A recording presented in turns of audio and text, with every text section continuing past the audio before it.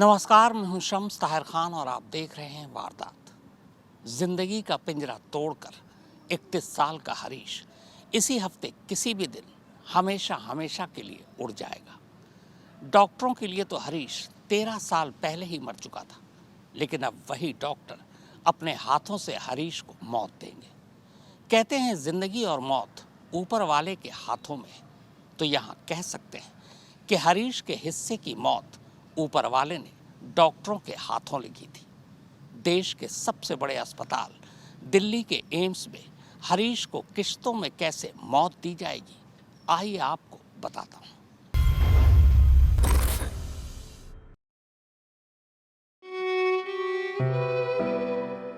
दिल्ली के दरवाजे पर एक अपार्टमेंट में बसी ये छोटी सी दुनिया, राज एम्पायर। इस छोटी सी दुनिया के इस छोटे छोटे घरौंदों का नाम है। इसी छोटी सी दुनिया का एक छोटा सा घरौंदा इस इमारत की 13वीं मंजिल पर है। पता नहीं यह महज एक इत्तेफाक था या ऊपर वाले का कोई निराला खेल। 13वीं मंजिल पर 13 मार्च को 13 साल से पूरी दुनिया से बेखबर, जिंदा होकर भी जिंदगी से दूर 31 साल के हरीश राणा से मिलने ऊपर वाले के कुछ नेक बंदे पहुंचते हैं। यहां भी इत्तेफाक देखिए, अगर हरीश की उम्र के नंबर को आगे पीछे कर दे तो वो भी 13 ही बनता है। जो लोग हरीश से मिलने उसके घर पहुंचे थे वो असल में उसे दुआएं और शुभकामनाएं देने आए थे। दुआएं मौत की, शुभकामनाएं शरीर को त्याग कर उड़ जाने की। शुक्रवार यानी 13 मार्च की ये तस्वीर ठीक शाम 7 बजे की है। पहले सबको माफ करते हुए और सबसे माफी मांगते हुए उड़ जाने की इस वीडियो को देखिए, सुनिए और बेहद गौर से देखिए, सुनिए।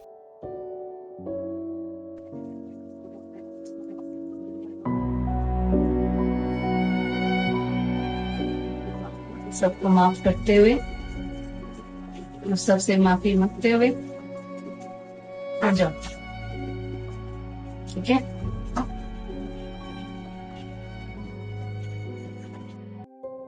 ये ब्रह्म कुमारी की ही लवली बहन है। इनके एक हाथ में चंदन की छोटी सी डिबिया है, जबकि दूसरा हाथ हरीश के सिर पर है। हरीश के सिरहाने दाईं तरफ ब्रह्म कुमारी की एक और बहन खड़ी है।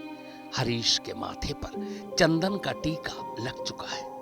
पहले 7 सेकंड तक बहन लवली अपना एक हाथ हरीश के सिर पर रखकर मुस्कुराते हुए बस उसे निहारे जाती हैं। हरीश की दोनों आंखें खुली, लगातार पलकें भी झपक रही हैं, मुंह खुला हुआ है। बीच में एक बार वो इस तरह गले से सांस ऊपर नीचे करता है मानो उसे प्यास लगी हो। अभी तक उसकी पलकें बस उठ और गिर रही हैं, पर जैसे ही बहन लवली पहला शब्द बोलती है, अचानक हरीश की आंखें हरकत करती हैं और वो आंखें घुमाकर अब सीधे बहन लवली को देखने लगता है। जिस तरह 7 सेकंड की खामोशी के बाद पहली बार बहन लवली ने पहला शब्द बोला और उस शब्द को सुनते ही जिस तरह हरीश ने अपनी आंखें घुमाई, उससे इतना तो साफ है कि वो सुन सकता था, शायद सुन रहा था। क्या पता बहन लवली जो कह रही थी उसे समझ भी रहा हो। अगर सचमुच हरीश सुन और समझ रहा था तो वो यकीनन ये जान भी गया होगा कि बस अब वो मरने वाला है।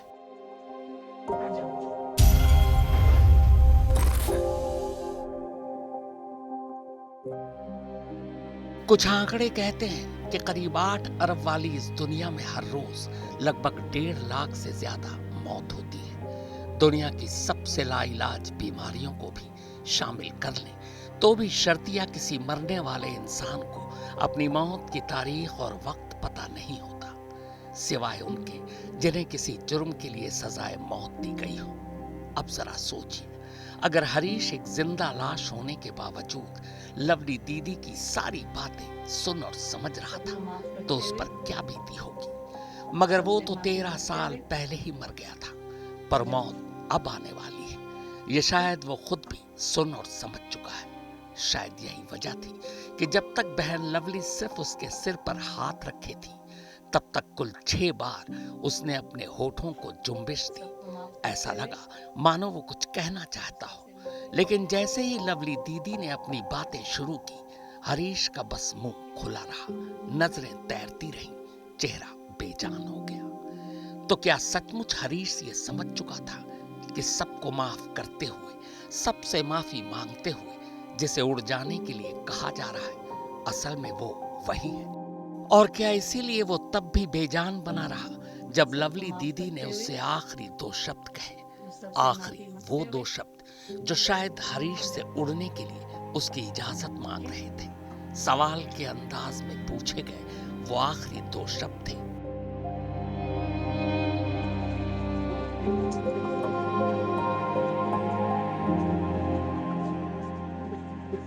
सबको माफ करते हुए, सबसे माफी मांगते हुए आ जाओ। ठीक है, ठीक है, ठीक है।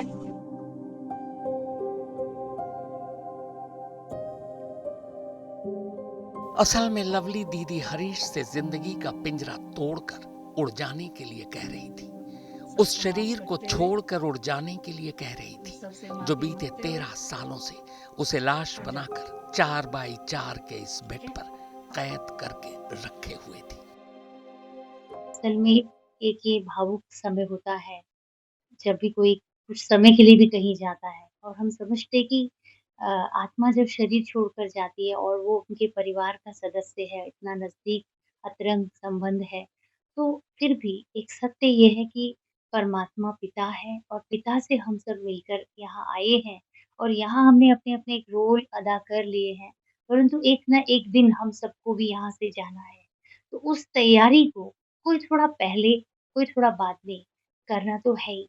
तो किसी की घटना के सामने समय उस व्यक्ति के सामने वो परिस्थिति पहले आ जाती है। तो इसलिए यही है कि तैयारी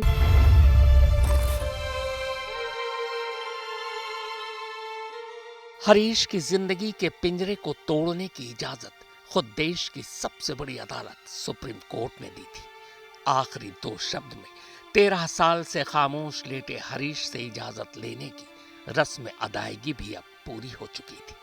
13 मार्च की रात अपने घर में हरीश की आखिरी रात थी। मालूम नहीं ये बात हरीश को भी मालूम थी या नहीं। नजरें, सांसें, पलकें सब तो हरकत कर रही थी, बस लब खामोश थे। दिमाग कितना समझ रहा था ये तो पता नहीं। बस उसी खामोश लब की वजह से दिल या दिमाग की बातें न हरीश कभी जुबान पर ला पाया, न हरीश के करीब रहने वाले कभी समझ पाए। अब 14 मार्च की सुबह हो चुकी थी, शनिवार का दिन था। इस घर का ये कमरा अब खाली होने जा रहा था। इस बेड की भी अब इस कमरे में शायद कोई जरूरत नहीं। सुबह के करीब 11 बजे होंगे। आखिरी सफर पर निकलने से पहले हरीश को बस एक आखिरी सफर और करना था। घर से 33 किलोमीटर दूर एम्स तक का सफर, उसी एम्स का जहां धीरे धीरे मशीनें उसकी सांसों की डोर को तोड़कर हमेशा हमेशा के लिए न सिर्फ उसकी धड़कनों को खामोश कर देंगी, बल्कि ये खुला मुंह और खुली पलकें भी हमेशा हमेशा के लिए बंद हो जाएंगी। 13 मार्च की दोपहर लगभग 1 बजे का वक्त रहा होगा जब हरीश के माँ बाप और भाई उसे एम्बुलेंस में बिठाकर घर से विदा करते हुए अपने साथ उस एम्स में पहुंचे, जहां हर मरीज इस उम्मीद से पहुंचता है कि वहां से वो ठीक होकर अपने घर लौटेगा। लेकिन ये दुनिया के शायद वो बदनसीब माँ बाप हैं जो अपने बेटे को देश के सबसे बड़े अस्पताल इसलिए ले जा रहे हैं ताकि वो मरकर लौटे। एम्स के बाद हरीश की आखिरी मंजिल उसका अपना घर नहीं बल्कि कोई शमशान होगा। यह उसी एम्स में मौजूद इंस्टीट्यूट रोटरी कैंसर हॉस्पिटल है। वैसे इसका पूरा नाम BR Ambedkar institute rotary cancer hospital है। इसी बिल्डिंग की पहली मंजिल पर पैलिएटिव केयर यूनिट यानी PCU डिपार्टमेंट है। असल में PCU में उन मरीजों को ही रखा जाता है जो बहुत दर्द या तकलीफ में हो और जिनके दर्द की कोई दवा ना हो। बचने की उम्मीद लगभग खत्म हो चुकी हो। बस यूं समझ लीजिए कि एक मरीज को आसान और कम तकलीफदेह मौत देने की जो जगह होती है उसे ही पैलिएटिव केयर यूनिट या पीसीयू कहते हैं। पैलिएटिव केयर का मतलब है कि पेशेंट को हम कंफर्टेबल करते हैं। इसके अंदर हम नींद की दवाइयाँ भी दे सकते हैं, दर्द की दवाइयाँ भी दे सकते हैं, दर्द के इंजेक्शन भी दे सकते हैं, या एनेस्थीसिया के ब्लॉक्स भी दे सकते हैं, जिससे कि पेशेंट को पेन बिल्कुल ना हो और उसकी सफरिंग्स जो हैं वो कम हो। तो पैलिएटिव ट्रीटमेंट ये होती है, ये क्यूरेटिव ट्रीटमेंट नहीं है। ये पैलिएटिव ट्रीटमेंट ये होती है जिसमें कि हम पेशेंट का दुख जो है वो कम करते हैं। सुप्रीम कोर्ट का हुक्म था, तारीख 14 मार्च की पहले से तय थी, लिहाजा पीसीयू वार्ड में हरीश के लिए एक आखिरी बेड भी तैयार था। इसी बिल्डिंग की पहली मंजिल पर हरीश के हिस्से मौत की जो बिस्तर आई है उसका नंबर है बेड नंबर 3। बेशक एम्स देश का सबसे बड़ा अस्पताल है, लेकिन बदनसीबी देखिए कि जिंदगी बचाने वाले एम्स के सामने भी पहली बार एक ऐसा केस आया है जिसमें उसे किसी की जिंदगी बचानी नहीं बल्कि जान लेनी है, वो भी पूरी मर्यादा, इंसानियत, डॉक्टरी के महान पेशे और कानून को ध्यान में रखकर। हरीश जब 14 मार्च के दोपहर एम्स लाया गया, उससे पहले ही एम्स में धीरे धीरे उसकी जान लेने की तैयारी शुरू हो चुकी थी। हरीश एकदम से नहीं मरेगा, बल्कि आहिस्ता आहिस्ता इस तरह उसकी जान ली जाएगी कि शायद जान निकलने की जो तकलीफ होती है उस तकलीफ का उसे एहसास भी ना हो।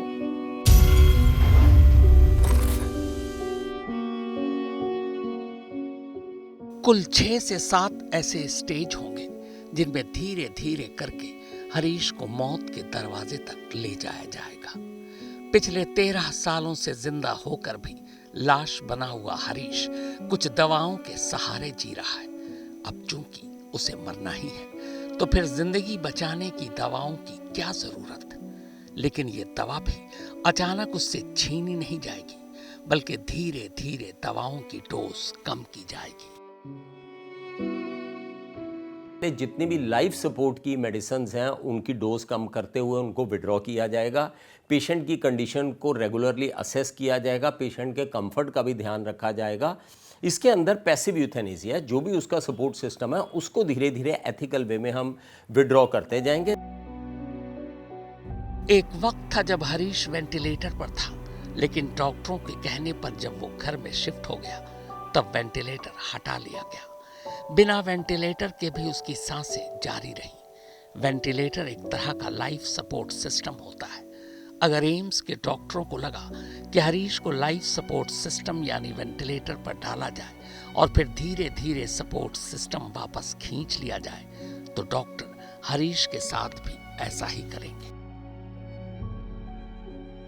पेशेंट को पहले स्टेबलाइज किया जाएगा। अगर उस वक्त उसको स्टेबलाइजेशन करने के लिए कुछ चीज़ों की आवश्यकता है तो वो डॉक्टरी बोर्ड जो है उसका डिसीजन लेगा और उसके बाद धीरे धीरे करके जो है चीज़ों को विड्रॉ किया जाएगा और पेशेंट को भी तकलीफ़ ना हो, इस चीज़ का भी जो डॉक्टर्स हैं वो पूरा ध्यान रखेंगे ताकि उनकी जो जान जाती है वो बड़े नेचुरल वे से जाए और बिना किसी ज़्यादा दिक्कत के जाए। हरीश के ब्लड प्रेशर को कंट्रोल करने के लिए अब तक जो दवाएं दी जा रही थी वो भी किश्तों में कम कर दी जाएंगी। इससे भी हरीश धीरे धीरे मौत की तरफ आगे बढ़ेगा।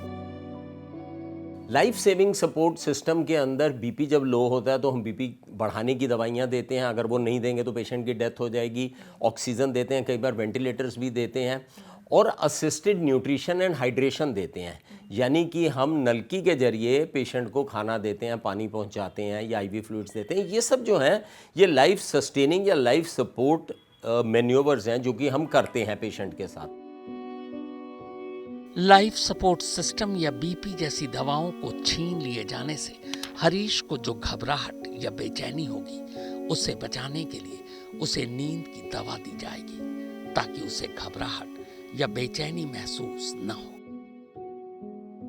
हरीश राणा जी के हर जो उसके पैरामीटर्स हैं उनको देखा जाएगा और उसके हिसाब से धीरे धीरे करके ये चीज़ें विड्रॉ की जाएंगी।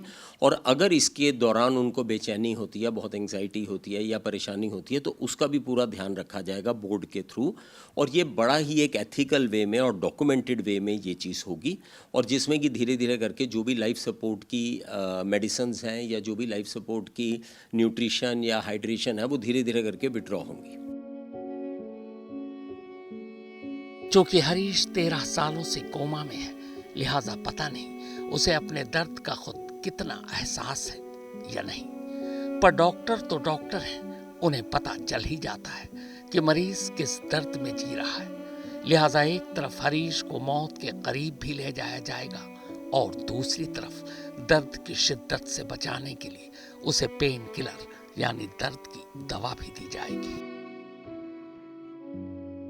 कि जब भी ये चीज़ें विड्रॉ होंगी, अगर पेशेंट को बहुत ज़्यादा तकलीफ होती है या परेशानी रहती है या उसको पेन होता है, तो उस वक्त डॉक्टर्स ये भी ध्यान रखेंगे कि उसको पेन ना हो या उसको तकलीफ ना हो, तो उसकी भी दवाइयाँ दी जाएंगी। कहते हैं इंसान कई दिनों तक बिना कुछ खाए पिए भी जिंदा रह सकता है। हरीश तो वैसे ही पिछले 13 सालों से राइस ट्यूब या नीजोगैस्ट्रिक ट्यूब यानी एक ऐसे पाइप से खाना खा रहा है जो उसके नाक के रास्ते सीधे पेट तक पहुंचता है। लिहाजा इस फूड पाइप को शायद सबसे आखिर में हटाया जाएगा, जब डॉक्टरों को यकीन हो जाएगा कि हरीश की सांसें बस कभी भी टूट सकती हैं। और लास्ट में जितनी भी असिस्टेड चीज़ें हैं, जिसमें कि असिस्टेड न्यूट्रिशन दे रहे हैं, क्योंकि इस तरह के पेशेंट्स को अक्सर हम न्यूट्रिशन नेज़ोगैस्ट्रिक ट्यूब के थ्रू देते हैं क्योंकि पेशेंट ले नहीं पाता, तो और फ्लूइड वगैरह भी जो है वो हम असिस्टेड वे में देते हैं। तो लास्ट में इन चीज़ों को धीरे धीरे करके बंद किया जाएगा। सांसों की डोर काटने के लिए सांसों को उखाड़ना भी जरूरी होता है।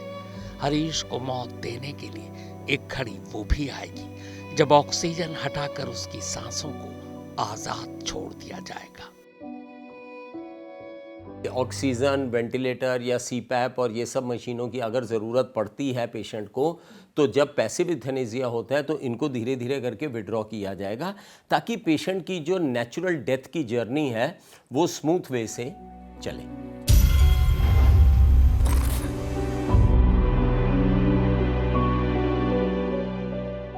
किश्तों और चरणों में इस तरह हरीश के हिस्से जो मौत आएगी वो कम से कम 1 हफ्ते का वक्त लेगी। सुप्रीम कोर्ट ने साफ कहा है कि अगर हमारा संविधान इज्जत के साथ जीने का हक देती है तो यही संविधान इज्जत के साथ मरने का भी हक देती है।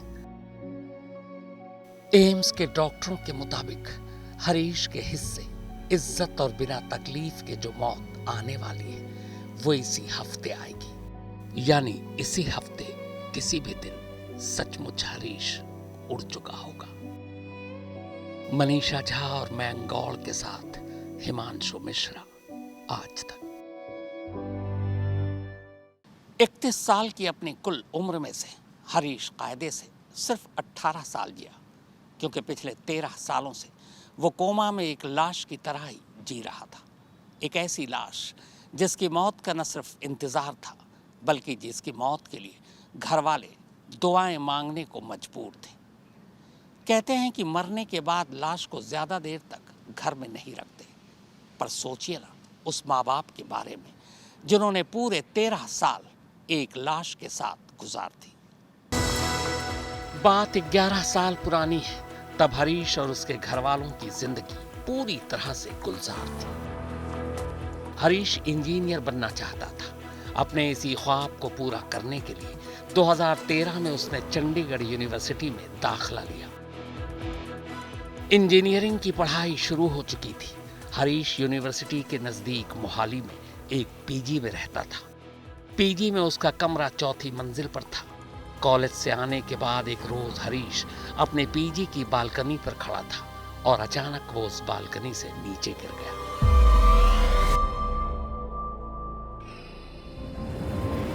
हरीश को फौरन पीजीआई चंडीगढ़ ले जाया गया। उसके सिर पर गंभीर चोटें आई थी, सांसें चल रही थी, लेकिन वो होश में नहीं था। चूंकि मामला एक्सीडेंट का था, लिहाजा मोहाली पुलिस ने एफआईआर भी दर्ज की। हरीश के घर वालों ने तब इल्जाम भी लगाया था कि उनके बेटे को जानबूझकर कुछ लड़कों ने बालकनी से नीचे गिराया। चंडीगढ़ पीजीआई में हरीश की हालत में कोई सुधार नहीं हुआ। डॉक्टरों ने अपने हाथ खड़े कर लिए, लेकिन माँ बाप ने हिम्मत नहीं हारी। वो हरीश को पीजीआई चंडीगढ़ से दिल्ली के एम्स ले आए। यहाँ भी उसका लंबा इलाज चला, पर हालत में कोई सुधार नहीं। एम्स के डॉक्टरों ने भी जवाब दे दिया। एम्स के बाद हरीश को दिल्ली के ही राम मनोहर लोहिया अस्पताल, फिर लोकनायक जयप्रकाश नारायण अस्पताल और उसके बाद फोर्टिस अस्पताल में घर वालों ने भर्ती कराया, लेकिन कहीं कोई फायदा नहीं हुआ। अलबत्ता इस इलाज की वजह से घर की माली हालत दिन ब दिन खराब होती गई। हरीश के पिता अशोक राणा एक कैटरिंग सर्विस कंपनी में नौकरी किया करते थे। तनख्वाह बहुत ज्यादा नहीं थी, आमदनी का दूसरा जरिया भी नहीं था। छोटा बेटा आशीष तब बहुत छोटा था, फिर भी उन्होंने हरीश के इलाज के लिए अपना सब कुछ झोंक दिया। यहाँ तक कि दिल्ली के जिस घर में वो रहा करते थे उस घर को भी बेच दिया। पर हरीश की हालत में कोई सुधार नहीं हुआ। वो एक जिंदा लाश की तरह बेड पर पड़ा रहा।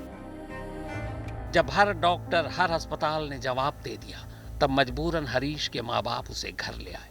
उन्होंने हरीश की देखभाल के लिए एक नर्स रख लिया, पर नर्स का खर्चा भी कम नहीं था। 28,000 रुपए महीना तनख्वाह पाने वाले अशोक राणा 27,000 रुपए तो हर महीने नर्स को ही दे देते थे।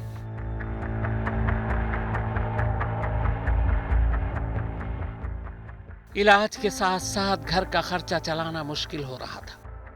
फिर वो वक्त भी आया जब अशोक राणा नौकरी से रिटायर कर दिए गए। छोटे बेटे की अभी नौकरी भी नहीं लगी थी। मजबूरन उन्हें नर्स को हटाना पड़ा। अब हरीश की देखभाल खुद माँ बाप किया करते।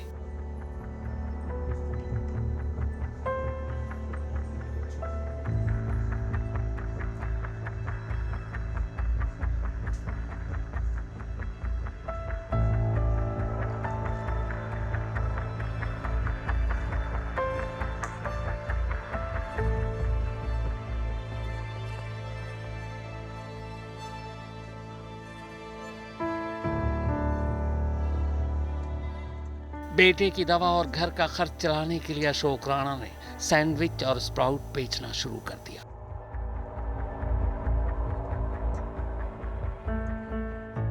घर के पास ही एक मैदान है जहां खासकर हर शनिवार और रविवार बड़ी तादाद में बच्चे खेलने आते हैं। शुरुआत में अशोक राणा घर में ही सैंडविच और स्प्राउट बनाकर मैदान ले जाते और वहां वो बच्चों को बेचा करते। घर का कुछ खर्चा निकल आता। पेंशन के नाम पर 3,000 रुपए मिला करते थे। फिर भी इन सब के बीच घर चलाना मुश्किल हो रहा था। महीने साल बीतते रहे। इधर हरीश की हालत में कोई सुधार नहीं हुआ। न जाने कितने बरस, कितने मौसम बीत गए, पर हरीश इस मुद्दत में इसी बिस्तर पर टिकट दे रखा था, जबकि तमाम अस्पताल और डॉक्टर कब का अपना हाथ खड़ा कर चुके थे। घर के इस एक बिस्तर ने मानो घर की पूरी खुशियां ही निगल ली थी। कैसा त्योहार, कैसी खुशियां, किसका जन्मदिन। खुशी देने वाली हर खुशी ने यहां मातम का लबादा ओढ़ रखा था।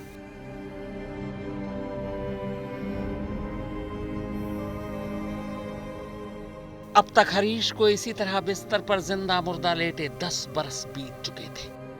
इन 10 लंबे बरसों में हरीश की हालत जरा भी नहीं बदली, लेकिन घर में रहने वाले बाकी 3 जिंदा लोगों की जिंदगी पूरी तरह से बदल चुकी थी। बस यही था, बस लास्ट अब ये लग रहा है भगवान अब अपने आप मुक्ति दे दे बस। बाकी हम नहीं बोल रहे आप ठीक करो, मुक्ति दे दे अब, क्योंकि अब नहीं है इसके शरीर में कुछ नहीं है। और तभी एक रोज अचानक हरीश की मां ने एक आरजू की। दुआ में लिपटी ये आरजू हरीश की मौत की थी। हरीश की मां चाहती थी कि अब हरीश के हिस्से मौत ही आ जाए।